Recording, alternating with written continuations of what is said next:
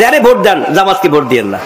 আপনারা জানেন আমাদের আগামী 2 মাস পরে এই দেশে নির্বাচন হবে।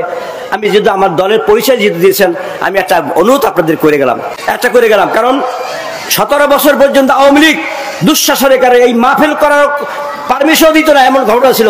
মাদ্রাসাগুলির অবস্থা কি ছিল, ওরা আমাদের অবস্থা ছিল, যারা যাদের সরকারি যারা যাদের বিরুদ্ধে তাদের অবস্থা কি, আপনারা জানেন, আপনার সামনে সব আমাদের নতুন করে বলা লাগবে না। কিন্তু বাঙালি ভুলে যায়, বাংলাদেশে মানুষ ভুলে যায়। কারণ আজকে বলি যে বাংলাদেশে জাতীয়তাবাদী দল আর আওয়ামী লীগ এই দুইটা বড় দল, এই দুইটা নৌকা। আর হলো কি, আরে ধানের শীষ, এই তো খেলা হয় সবসময়। বলেন, আমরা তো স্বাধীনতার পর থেকে এই দেখতেছি এইবার যে কোনো কারণে আওয়ামী লীগের দুঃশাসনের কারণে, ফ্যাসিস্টের কারণে, জুলাই আগস্ট আন্দোলনের কারণে তারা দেশ থেকে চলে গেছে, হাসিনা পালাই গেছে দেশ থেকে, কিছু করার নাই। আজকে নির্বাচন আসছে, আওয়ামী লীগকে তারা ব্যান ঘোষণা করছে সরকার, যে না তোমরা এই নির্বাচন করতে পারবে না, কারণ তোমরা যে অপরাধ করছো এই কারণে তোমরা নির্বাচনে বড় চাইতে পারবে না। এটা আমাদের কোনো দোষ না, এই দোষ এই গুণ্ড হইলো জনগণ আর সিপাহী ছাত্র জনতার আন্দোলনের ফল। এইটা আজকে হাসিনার পতন হয়ে গেছে। যাক, এখন যেটা হইলো যে আজকে আমাদের নির্বাচন আসতেছে, এখন আমাদের সামনে দুইটা দল উপস্থিত, একটা হলো বিএনপি, একটা হলো জামাতের সময় আমরা একটা কথা বলতেছি। ভাই, আমি মুক্তিযোদ্ধা ছিলাম, আমি একেবারে ছোট মুক্তিযোদ্ধা ছিলাম। একটা যারে ভোট দেন জামাতকে ভোট দিয়েন না, একেবারে। এটা দলিল প্রমাণ দরকার নাই, দলিলের দরকার নাই, দলিল যেটা জিজ্ঞেস করার দেন। কারণ যারা বললে যে এই একটা ভোট দিলে জান্নাতে যাবে, এরকম দলিল যদি কোনো ওলামা দেখাইতে পারে যে একটা ভোটের বিলে জান্নাত, এই যদি কেউ বলতে পারে দিতে দেয় জান্নাত হয়, তাহলে মানুষ এতগুলো কষ্ট, এত মুজাহিদা, এত এই 5 ওয়াক্ত নামাজ, তারপরে রোজা, ও তারপরে হজ, তারপরে জাকাত, কত রকম কিছু করে জান্নাত, তারপর জান্নাতের খবর পাওয়া যায় না। এটা ভোট দিয়ে জান্নাত, এই কথা কেউ বলে? আর বলে যা বলতেছো শেষ পর্যন্ত বলতে আল্লাহ পাক এইবার পূজায় নিয়ে দিয়েছে, হিন্দু পূজায় নিয়ে দিয়েছে। পূজার সময় আসল চেহারা বাইরে গেছে।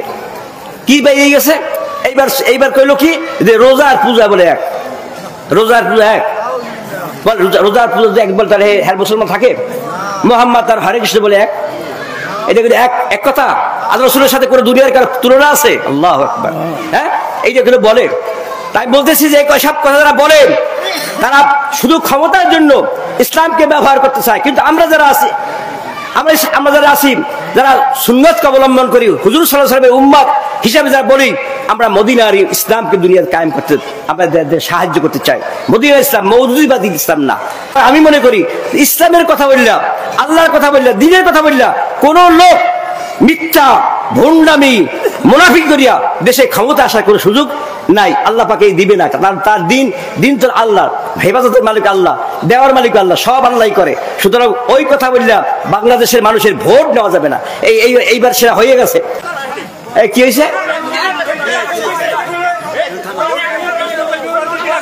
কি হয়েছে? হ্যাঁ, আমি তো কয়ে গেলাম, আপনারা পরে যা যাচাই করে। কেন দাঁড়াইলেন কেন?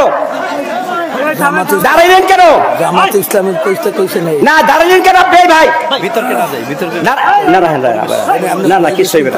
দাঁড়াইলেন কেন? এই জন্য ভাই দোস্ত বসেন, ভাই বসেন, আমি বুঝি ভাই, বসেন, বুঝি আলাইছি, আমি বুঝি ভাই, বসেন। ভিতরকে যাও না, দরকার না। ও ভাই বসেন, আমি বসেন। ও ভাই আমি বসেন, আমি বুঝি, আমি কে ছাড়া বুঝে ভাই, আমি বসে, আমি শেষ করে দিই ভাই, আমি শেষ করে দিই। ভাই তুই আমি সামনে দিয়ে আসেন একটু। ভাই আপনারা আমার তো চেনেন না ভালো করিয়া আপনারা। আমি কিন্তু এই প্রতি গরু নদী যে কোনো জায়গায় আমাকে মাহফিল হয়, আমি সমস্ত মাহফিলে যাই, এই কথাগুলি বলি।